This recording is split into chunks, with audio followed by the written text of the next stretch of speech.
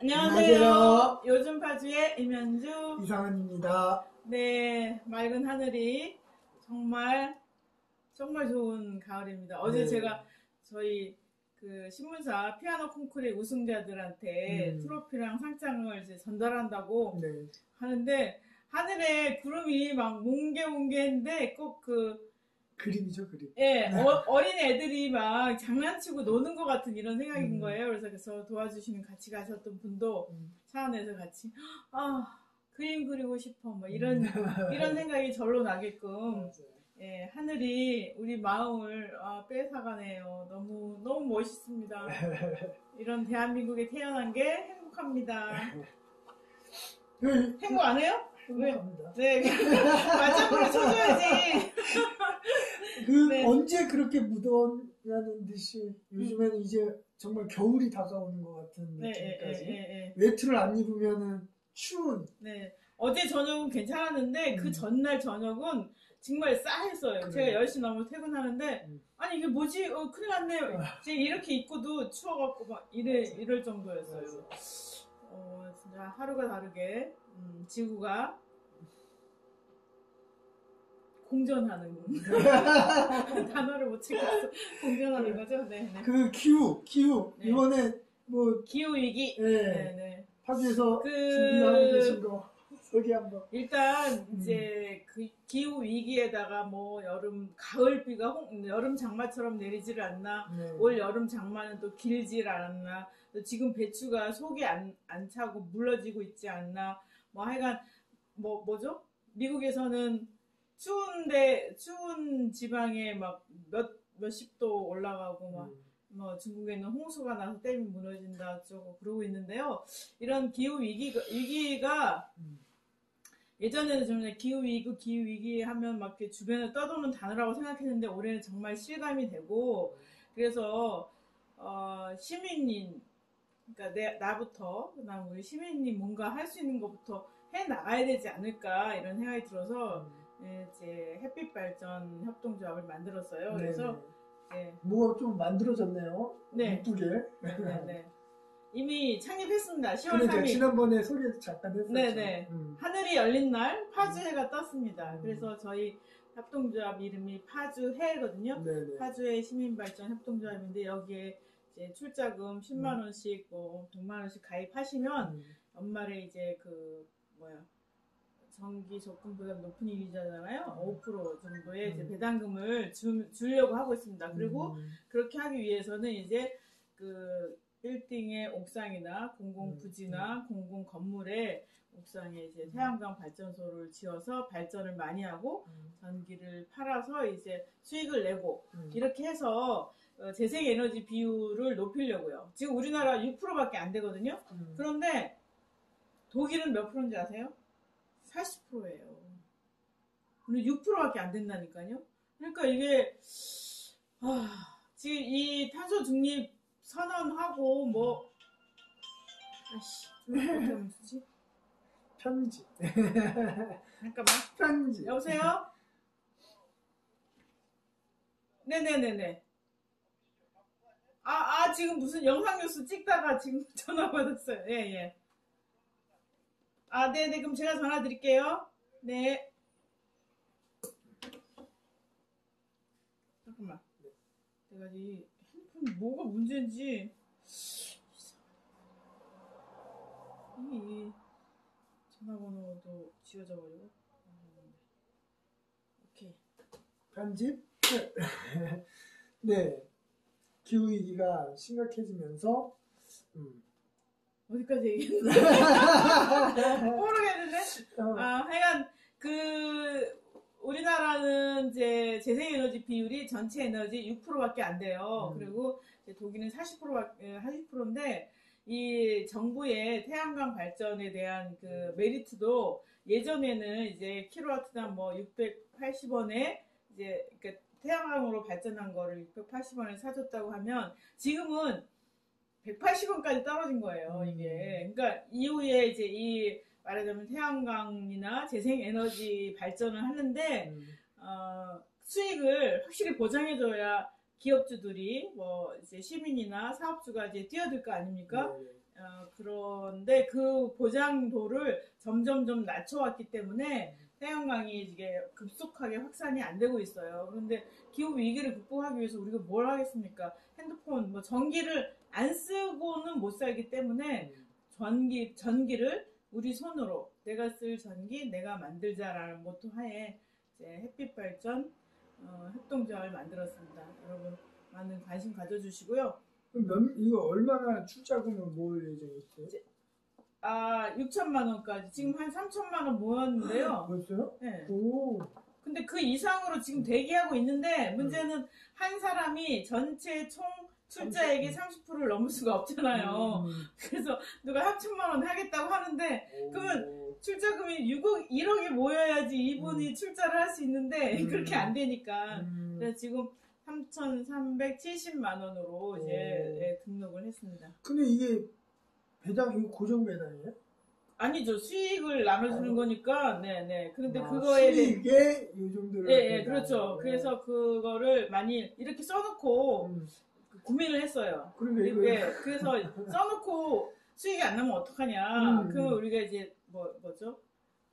그 고향처럼 대출을 받아서라도 이제 지급하자 이렇게 리플렛을 썼다고 하면 정확하게 지켜야 되는 거 아니겠냐 이렇게 해서 3에서 5% 이거는 그러니까 쉽지 않은 그러니까 통장에 돈을 넣지 말고요 저희 협동조합에 출자를 해서 하면은 통장에 넣은 것만큼의 그 이상의 이익이 되고 또 지구를 위한 길이도 되고 내가 쓴 에너지를 내가 만든다는 실천을 할 수도 있는 거니까. 많이 이만큼의 수익이 낼 수 있느냐고 낼 수 있도록 해야죠. 멋지십니다. 네. 지금 내년에 5호기까지를 목표로 하고 있습니다. 짜잔. 이거 하나 짓는데 얼마 들어요? 지금 70kW가 6천, 7천만 원 정도. 그러니까 1호기를 일단 7천만 원에 지을 예정이고요. 그 다음에는 1호기를 지을 때의 돈이 7천만 원, 그게 문제인데, 2호기는 1호기를 담보로 2호기를 짓고, 2호기를 담보로 짓고, 이렇게 되기 때문에, 예. 부지는? 그러니까 부지만 잡으면 돼요. 그래서 경기도에서는 이런 거를 확대하기 위해서 지자체가 갖고 있는 공유 부지 있잖아요. 그다음에 관공서 건물 그런데 안 하는 데 있잖아요. 그런 데를 이제 우리가 가서 적극적으로 설득하기도 해야지만 시민들이 여기 많이 가입하잖아요. 그럼 저희는 시민의 힘으로 햇빛 발전하자라고 관공서에 제안을 할 수가 있는 거고 또 정부 정책 차원에서 또 경기도 정책 차원에서 지자체한테 니네 이러한 부지에 태양광 없던데 해라고 이제 찝어주기도 해요. 여기 부지가 선정이 됐나요? 그래서? 예. 1호기는 돼 있죠. 돼 있는데? 네. 그래서 1호기는 지금 작업 들어갈 거예요. 바로. 네. 신기하네. 그래서, 예? 신기하다뇨? 지금 제가 4월부터 얼마나 애썼는데 저희 4명이 일단 쿵짝쿵짝 뜻이 맞아서 일단 시작을 하면서 발기인 모으고 그 다음에는 협동조합 만들었습니다. 그렇죠. 이제 지금 중요한 거는 토론, 논의, 회의, 협의가 아니라 행동이다라고 생각했기 때문에 도전했습니다. 아니지 인사하는 게 아니지. 네네. 네, 그래서 지금 1호기는 일단 설계 들어갔고요. 작업 들어갑니다. 아까 얘기한 것처럼 지금 우리가 할 거는 어쩌지 걱정, 근심, 회의 또 우리 얘기해볼까 논의할까 협의할까 까가 아니라 이제 액션입니다. 그냥 행동하는 게 중요해요. 그래서 여러분 일단 10만 원을 투자하시고요. 100만 원, 1000만 원도 좋습니다. 행동을 해야죠. 네네. 근데 과거에 그 태양광을 막 산을 깎아서 막 그건 아니죠. 그런 게 있었잖아요. 네네 맞아요. 어떻게 좀 그러니까 그거는 진짜 태양광 사업을 위해서 이제 그 버려진 땅이나 뭐 유유지 같은 데다가 해서 돈 벌어 보겠다라고 해서 한 100kW 정도 하면은 한 달에 한 100에서 200 정도 벌 수 있거든요. 그러니까 그냥 산 냅두느니 그렇게 하겠다라고 해서 누가 와서 막 꼬드기면 이렇게 한 분들이 계신데 저희는 그렇게 안 하죠. 아니죠. 그건 아니죠. 그리고 또 걱정하는 게 이제 태양광 이 펜 모듈이 이제 거기 중금속이 있지 않냐 뭐 하는데 지금 서천인가 어디에 이 모듈 재활용 센터를 정부에서 만들고 있어요. 근데 이 모듈은 다 유리판이거든요. 유리에다가 그 안에 그 뭐랄까 구리선인가 뭔가 있는데 이게 모두가 다 재활용돼요. 근데 이제 이게 오래되면 이제 여기 먼지가 끼고 그다음 그렇게 해서 효율이 떨어져서 문제지만 다시 재수거해서 다시 녹여서 다시 만들면 되는 거기 때문에 전체적으로 다 재활용됩니다. 그래서 그거는 걱정 안 하셔도 되는데 제가 걱정하고 있는 거는 태양광을 좀 미적으로 예쁘게 만들고 싶어요. 근데 예쁘게 만들 기술들은 이미 외국에서도 많이 개발됐는데 수익이 안 나잖아요. 그러니까 해를 안 그러니까 저는 무슨 생각하냐면 이 오상일 작가의 그 말 모양이 있어요. 그 모양으로 태양광을 작은 판넬들을 붙여서 거대한 말이 에너지를 만드는 이런 형상을 하고 싶었어요. 네. 그런데 그렇게 되면 어떻게 되면 해가 이렇게 비치잖아요. 비치는 데는 발전이 돼. 근데 없는 데는 발전이 안 되죠. 그럼 이게 서로 깎여버리는 거예요.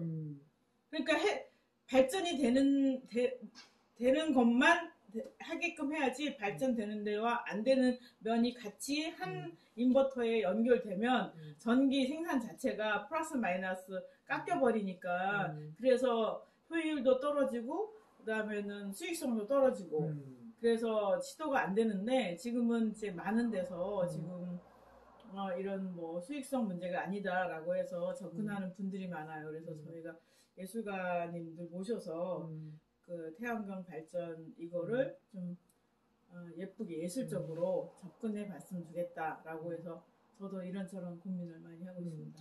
아이디어 있으면 주세요. 어디에서 저도 잠깐 지나가면서 들었는데 이거를 태양광을 도로에다 까면 어떻겠냐라는 아이디어를 들었었던 적이 있어요. 도로에 까는 거는 이제 많은 문제가 있고요. 왜냐하면 그 중압을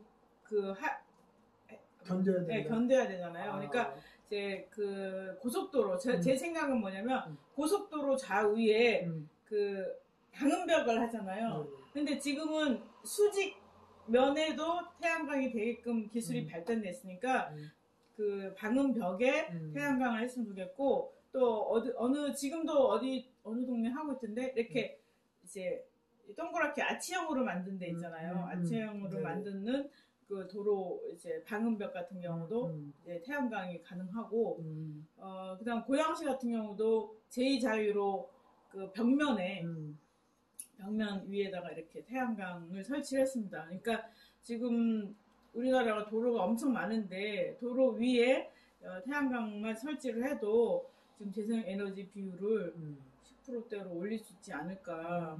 저도 그걸 어디에서 들은 것 같아가지고 그거 괜찮은 것 같다 그러는데 어쨌든 그 재생에너지로 우리가 빨리 전환을 해야 되는 거잖아. 1.5도씨 그거를 맞추기 위해서 좀 서둘러야 될 것 같고 그다음에 정부에서도 조금 더 많이 노력을 해야 될 정부가 노력을 안 했죠. 그러니까 화가 납니다. 그래서 정부가 우리 말을 안 들으면 어떻게 해야죠? 그냥 우리가 하면 돼요. 우리가 하면서 많은 사람들이 동참하면 파주시도 정부도 안 할 수 없겠죠. 그래서 여러분이 주인공이고 여러분이 주인입니다. 여러분이 하시면 세상을 바꿀 수 있습니다. 이러면서 이렇게 자연스럽게 정치 얘기. 그러니까 우리가 이제 내년에 바야흐로 정치의 시즌이 들어왔잖아요. 이제 바야흐로 정치 시즌? 별로 동의 안 하지만. 그러니까 이제 내년 대선을 바라봤을 때 대선의 주요 이슈가 무엇일 거냐라는 거에 있어서 우리 구자님은 가장 큰 이슈가 어떤 거라 생각하세요? 저는 기후위기라고 생각합니다. 그렇죠. 기후위기와 통일 문제 이 두 가지에다가 플러스 서민 복지 문제입니다. 그렇죠. 그러니까 예를 들면 대통령 후보 누가 될 것이냐 별로 관심 없어요. 그런데 지금 실습생 고3 아이가 실습하러 갔다가 죽었다. 음. 이런 문제에 그 대통령 후보한테 가는 관심의 10분의 1만 우리 국민들이 가져도 산업재해, 그 다음에는 불평등 문제, 그 다음에는 그 빈부격차의 문제, 복지사각지대의 문제, 이런 모든 것들을 해결할 수 있어요. 그런데 저는 서민들이, 주인인 우리들이 잘 살고 우리들이 행복하는 사안에 집중해서 우리 고민을 했으면 좋겠다. 예전에 그 한강에 빠져 죽은 중대 의대생인가요? 뭐 의대생이 있었잖아요. 네. 그때는 뭐 난리 났잖아요. 뭐 그 같이 술 먹은 사람이 누구냐, 몇 살이냐, 그때 신발은 어쩌냐, 막 이러면서 온 국민이 마치 탐정이 되듯이 막 추적하는데, 지금은 그 현장 실습생이 잠수 도구도 제대로 갖추지 못한 채 요트 밑에 그 뭐 이렇게 딱지를 떼러 갔다가 죽었는데 아무도 얘기 안 해요. 아무도 얘기 안 하는 건 아니고. 아, 그렇죠. 말하는 사람이 있죠. 저도 말하고 있잖아요. 그런데 그거에 비하면 너무 약하고, 그래서 이런 억울한 죽음들이 없는 나라가 되었으면 좋겠다는 생각이 들어서요. 저는 기후위기, 지구를 위한 기후위기, 그 다음에는 남북통일 문제, 남북관계 문제, 최소한 종전 선언을 해야죠. 종전 협상을 해야 되고, 이제는 이제 민생, 세 가지가 중요한 관심거리입니다. 불평등 해소. 그러나 지금 저는 관심 없어요.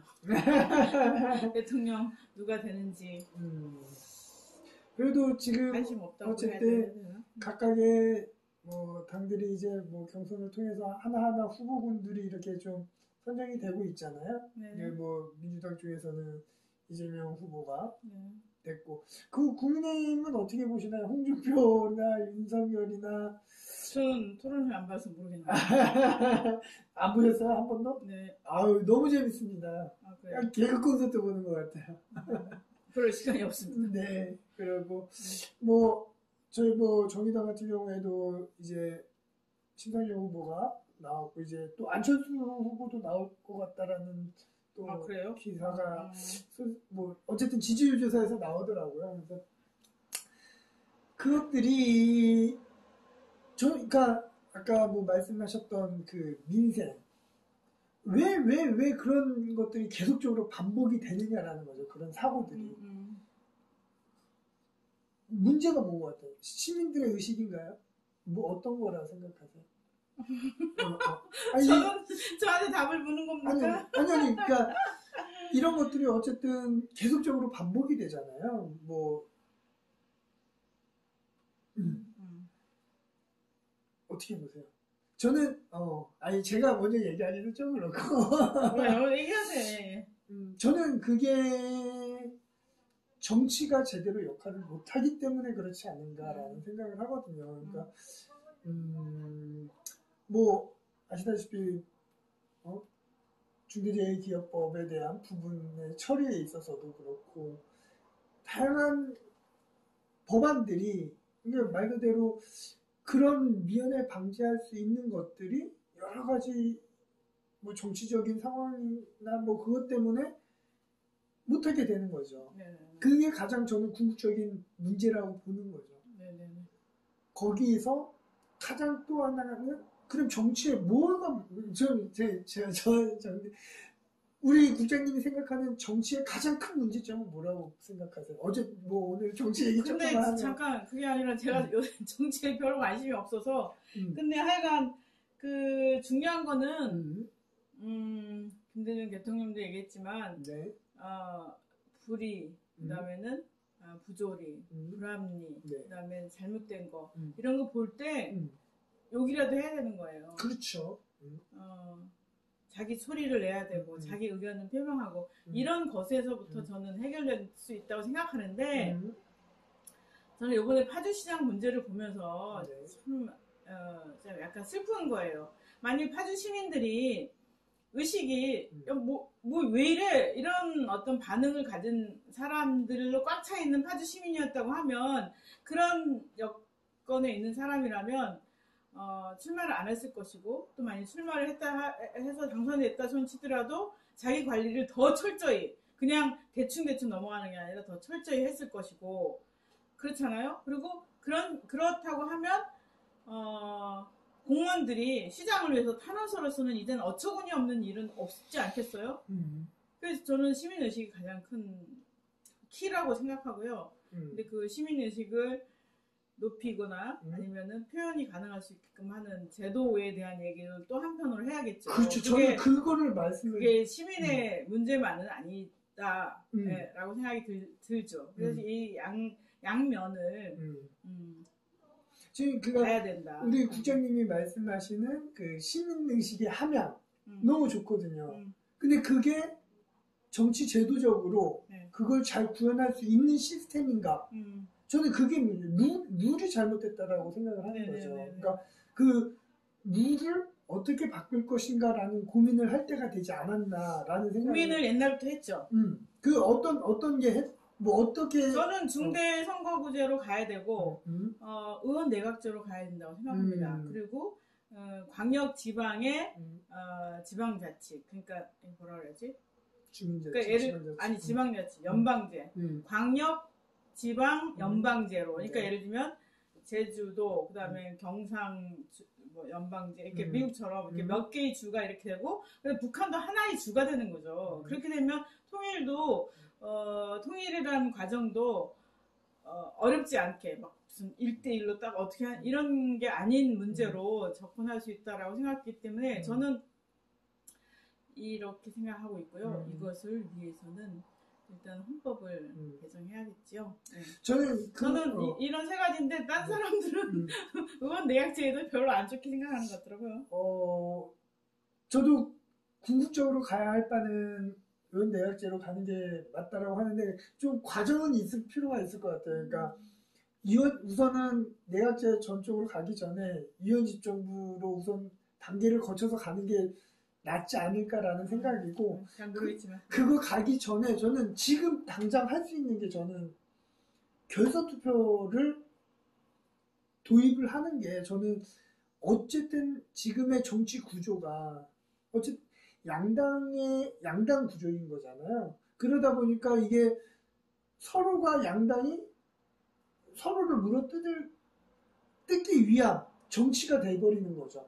그러니까 죽기 살기, 그러니까 너 아니면 나 아니면, 그러니까 어떤 정책적인 그런 비전을 제시하는 게 아니라 서로 상대방을 끌어내리는 그런 경쟁으로 치닫는 게 아닌가. 근데 저는 지금이 적기라고 생각을 하는 게 뭐냐면 지금 요번에 민주당도 결선 투표 했잖아요. 네? 요번에 민주당도 결선 투표 했잖아요. 무슨 소리 하는 거예요? 결선 투표를 하자고 이낙연이 하는데 안 한. 아니죠. 그러니까 결선 투표제라는 걸 도입을 했잖아요. 그러니까 이재명이 만약에 50%가 안 넘었으면 결선 투표로 올라가서 둘이서 할 거잖아요. 근데 어쨌든 50%가 넘어서 결선 투표를 안 한 거지만 어쨌든 결선 투표제도라는 거를 시스템으로 마련했단 말이에요. 민주당에서 요번에 했고 저는 대통령 선거에서 만약에 결선 투표제가 도입만 된다라고 하면 저는 그게 우리나라 정치 지형을 획기적으로 바꾸는 그러한 제도가 될 수 있다라고 생각을 합니다. 생각하지 않습니다. 어떤 부분? 아니 저는 지금 이거에 대해서 고민을 안 해봤기 때문에 뭐 토론할 의사는 없지만 정당 구조가 지금과 같은 예를 들면 의원 내각제라고 하면은 결선 투표제가 의미가 있어요. 왜냐하면 당과 당 간에 예를 들면 1번, 2번, 3번, 4번이 있는데 3번, 4번이 이제 안 됐어요. 그래서 1, 2번만 결선 투표를 한다고 했을 때 3번과 4번의 그 대표들이 1번과 결합할 건지 2번과 결합할 건지를 고민할 거 아니에요. 그렇죠. 근데 이게 의원 내각제라고 하면 연립 정부를 만든다든가 이런 식으로 그 구조로 역할을 할 수 있기 때문에 결선 투표가 의미가 있지만 지금 같은 이제 대통령 중심제에다가 그 다음에는 그 의원 이게 지금 양당이 강화되어 있는 구조에다가 그다음 소선거구제를 바탕으로 하고 있는 정당 시스템에서는 저는 그런 결선 투표 자체가 무슨 많은 변화를 가져올 것인가 저는 그것보다 더 큰 거는 중대선거구제로 그러니까, 국회의원 선거 제도를 바꾸는 게 더 그렇죠. 중요한 것이다라고 생각합니다. 국회의원 선거도 우리가 원래는 민심이 그대로 반영되는 말 그대로 민심 그대로의 국회가 형성이 되는 게 그게 가장 궁극적인 거죠. 그러면서 그걸 토대로 의원 내각제를 하는 게 가장 이상적인 시스템으로 가는 부분인데, 아까 전에 말씀 중에 그러니까 대통령제이기 때문에 그 세 번째, 네 번째 저는 그래요. 그러니까 결선을 못 간 세 번째, 네 번째 사람들을 1번, 2번들이 연정을 도입을 할 거라는 거죠. 그러니까 그 사람들을 같이 포용할 수 있는 무언가가 제시가 될 거라는 거죠. 그러면 그렇게 된다라고 하면 뭐가 되냐? 그 사람들도 그 사람들 혼자서 하는 게 아니라 같이 모으는, 그 정책들도 같이 협의를 하고 그런 시스템이 될 것이고, 그리고 지금 같은 승자 독식의 구조는 예를 들어서 30%가 됐든 40%가 됐든 한 표만 더 받아도 모든 게 승자 독식을 하는 거잖아요. 이거는 민주주의의 정당성에 있어서도 50%가 넘지 않는 부분이 모든 걸 다 테이크하는 그런 제도적인 결함도 있다라고 저는 보거든요. 근데 어쨌든 결선 투표를 하게 되면 50%가 넘는 그런 뭐냐면 민주적 정당성을 부여받을 수가 있다는 근데 거죠. 만약에 투표율이 10%밖에 안 됐는데 네. 투표한 사람이 50%가 A를 지지했다. 그럼 민주적 정당성이 있는 건가요? 그거는 그러니까 뭐냐면 그러니까 그런 네네. 면에서 네네. 말하자면 50% 넘는 것 자체를 이제 민주적 정당성이라고 이제 표현하는 것 자체는 좀 무리가 있다 이런 생각이고요. 그다음에 지금 저는 하여간 결선 투표에 대해서 많은 고민을 안 해봤지만 하면은 좋겠죠. 지금보다 뭔가 변화를 만들 테니까. 근데 하다못해 국회의원 선거도 그렇고 그다음 보궐선거나 뭐 재선거나 이런 데도 보면은 투표율이 18%, 20%, 30% 뭐 이 정도고 거기서 또 투표 표를 획득하는 게 40%가 안 돼도 당선되고 뭐 이런 경우가 많잖아요. 그러니까 일단 그런 면에서 대통령 선거만이 아니라 국회의원 선거 모든 선거에 결선 투표를 도입한다. 그러면은 이게 좀 어렵겠네요. 어려울까요? 아니 그게 아니라 이제 당선되기가 왜냐면 이제 투표율을 일단 높여야 되고 또 투표율이랑 상관이 없죠. 투표율이랑 상관없고 그러니까 지지율이 50%를 넘느냐 안 넘느냐 그거만 따지는 거죠, 말 그대로. 그렇게 되다 보면 이제 뭐냐면 그러니까 이 고민의 가장 큰 거는 뭐냐면 지금 이 사회에 이렇게 된 아까 전에 말씀하셨듯이 왜 고등학교 학생이 실습을 나가서 죽어야 하는 이런 거를 어디에서 찾아야 되느냐. 저는 그 문제가 정치 구조의 문제인 거고, 정치 구조가 어떤 문제냐? 양당 구조라는 거죠. 소선거구제를 없애야 됩니다. 그러니까 그 소선구제도 비단 똑같은 거죠. 말 그대로 그러니까 지금 이 양당 구조라는 이 문제. 그러니까 양당 구조 문제가 심각하다고 저는 생각해요. 그걸 깰 수 있는 거는 중대선거구제예요. 그러니까 지금 지자체 선거는 어느 정도 조금 그게 반영이 돼 있잖아요. 뭐가요? 그 중대선거구로 중대선거구로 하고 있잖아요. 중대선거구로 해서 한 선거구에 2명, 3명 뽑기도 하고. 그렇죠. 그러니까 그런 게 많이 나와야 되고 어쨌든 뭐 여러 가지 파악을 할 것이 있겠지만 국회의원 선거도 저는 연동형으로 가야 되는 게 맞는 것 같고 지지율에 따라서 의석수를 배분하는 거 그게 가장 합리적인 거 아닌가요? 그리고 비례를 늘려야 돼요. 국회의원 1000명으로 늘려야 됩니다. 지금 300명이죠? 1000명까지는 아니고 제가 봤을 때 누가 계산한 거 보니까 한 500-600명 선에서 심상정은 500을 얘기했죠. 그 정도 하면 그리고 지금 현재 국회 예산을 갖고 500명이 나누자고 그렇죠. 했는데 저는 늘려도 된다고 생각합니다. 가장 중요한 거는 지금 우리나라를 지배하는 사람이 누구냐? 대통령이냐? 국회의원이냐? 아니다.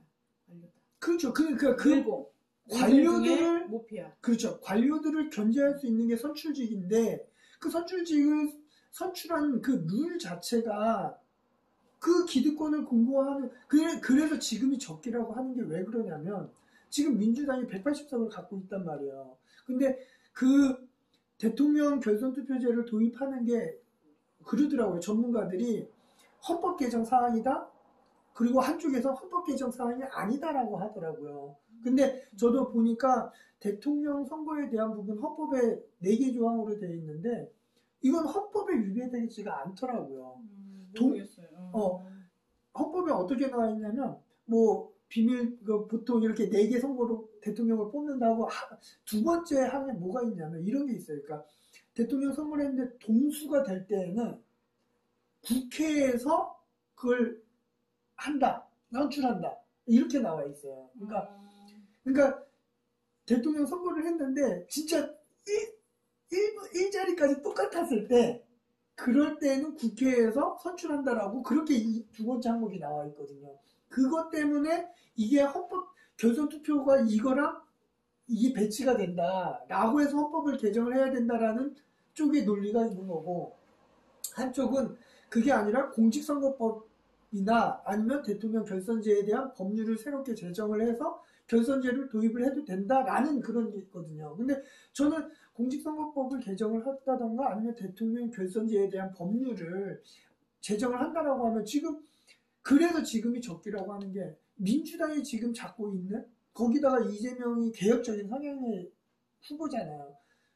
통 크게 저는 그거를 결선 투표제를 도입을 한다라고 딱 하면은 오히려 더 민주적 정당성도 획득할 수 있고. 아니 결선 투표제 하는 건 국회에서 하는 거 아니에요? 이재명이 하는 거예요? 결선 투표제로 만약 그 법을 바꾼다고 하면 국회에서 하는데 국회에서 해야죠. 근데 민주당이잖아요. 거기가 지금 거대 의석을 갖고 있는. 중요한 얘기, 많은 좋은 얘기 하셨는데 네네. 그러면 민주당이 안 받아주면 어떻게 되는 거예요? 그러니까 안 받아. 그러니까 지금이 적기라고 하는 게, 그러니까 민주당은 그러면은 정의당이 민주당이랑 협상을 해야겠네요. 그러니까 저희 당은 당론이에요. 결선 투표제 도입이 당론인데 그게 다 때때마다 이게 막 정치적으로 막 계산을 하잖아요. 그런데 지금이 적기라고 하는 그 이유는 뭐냐면, 어쨌든 민주당에서도 지금 요번에 대통령 후보 뽑을 때 결선 투표제를 도입을 했잖아요. 만약에 안 한 거면 몰라요. 이게 시스템적으로 어렵구만 모르겠다라고 하면, 지금 민주당 거대 의석을 갖고 있는 당이 그걸 했고, 우리 정의당은 당론으로 지금 주장을 하고 있는 거고, 국민의힘도 그거를 안 받지는 않을 것 같다라는. 그래서 이게 요번에 되면은 저는 우리나라 이 양당 구조의 정치 구조를 바꾸고, 그게 되면 이제 대통령 결선제가 되면 거기에서 이제 이합집산을 하면서 연정이 어떻고 서로 혼자서 승자 독식이 아니라 같이 이렇게 논의를 할 거잖아요. 그러면서 50% 넘어간 집권 세력들이 집권을 해서, 그리고 나면 이제 뭐가 되냐, 아까 우리 국장님 말씀하셨던 대통령 선거제, 국회의원 선거, 그 다음에 지방 선거, 이런 것들이 거기랑 이제 다 연동이 되는 거죠. 일부에서는 이런 지방 선거도 연동형으로 가자라는 주장들도 있거든요. 그 시작이 저는 대통령 결선제, 그러니까 가장 우리나라의 이 지금 정치 구조의 가장 큰 문제는 양당 구조인데, 이거를 가장 핵심적으로 끝낼 수 있는 포인트는 결선 투표제의 도입이 아닌가라는 게 저의 개인적인 생각인데, 그렇게 됐으면 좋겠다라는 걸 강력하게 주장을 하는 거고. 네네. 그래서 저는 민주당 쪽이나 좀 이렇게 누가 좀 힘이 있는 사람이 좀 그걸 한번 좀 생각을 해서 확 요번에 도입하자라고 하는 그런 결단이 있었으면 좋겠어요. 근데 그건 힘 있는 사람이 결단 안 하면 어쩌라고요. 힘 없는 사람들이 이런 의견을 만들어 나가면 되잖아요. 뭘 힘 있는 사람이 의존해요. 만약 저희 같은 경우에는 하고 싶은데 못하는 거잖아요. 그 정치 구조상. 그러니까요. 이제 민주당이랑 국힘당이 제안하고 국민의당이라는 당도 있잖아요. 이런 데도 제안하고 사실은 이거는 국회에서 제도를 바꿔야 되는 문제이기 때문에 국회의원들이 열심히 하면 되지 않을까. 정말 요거는 꼭 저의 정말 우리나라 정치를, 근데 제가 이렇게 하는 게 우리나라 정치를 바꾸자라는 게 아니란 말이죠. 아까 전에 얘기했었던 그런 사고를 미연에 방지할 수 있는 정치 구조를 만들자라는 거죠. 네, 알겠습니다. 그렇습니다. 아이고, 열이 나네요. 열이 나네요. 아무튼 그렇습니다. 그래서 어쨌든 지금 정치 시즌 이제 막 계속 이제 뭐 언론에서도 계속적으로 성공 얘기하고 그러는데 그런 시즌에서 그렇게 하고 얘기를 좀 들어보고자 이렇게 얘기를 했고요. 그리고 내년에 지방선거가 또 있어서 다들 총회 관심사일 거예요. 시장은 누가 될 것이며, 시의원은 누가 될 것이며, 우리 말 그대로 파주의 시정을 담당하고, 그리고 그 시정을 견제할 수 있는 시의원 선거도 있고, 도의원도 있고, 그런 것들에 대해서 우리 시민들이 해야 될 거, 그 나오려고 하는 사람들이 어떤 사람인지, 어떤 행적을 갖고 있는지, 그런 것들을 좀 잘 파악해서 꼭 투표를 하는 게 중요한 부분이겠죠. 그러니까 우리 시민들이 주인이 되는, 원래 주인이지만 그거를 표출하는 게 선거잖아요. 투표고. 진짜 표로 심판하는 것뿐이 없다라는 생각이 들더라고요. 그러니까 그 말을 좀 수정해야겠어요. 표로 심판하는 게 중요하다. 그거 밖에 있는 게 아니라 그렇죠. 중요하다. 그렇죠, 그리고 중요하죠. 실제 정치는 투표를 안 하면 정치가 없나요? 투표와 투표 사이에 정치가 있고, 그렇죠. 그 안에서 이제 시민들이 자기 소리를 내는 게 굉장히 중요합니다. 네. 그래서 저희 지금 언론사 협회에서 공동 취재하는 게 있는데요. 다음 시간에 한번 중요한 안건입니다. 파주의 대장동 이렇게 예고만 하고 아주 기대가 됩니다. 다음 시간에 말씀드리도록 하겠습니다. 그래요, 알겠습니다. 그러면 다음 시간에 아주 큰 걸로 이렇게 돌아오는 걸 예고편으로 해서 그럼 여기까지 마무리할까요? 네. 감사합니다. 감사합니다.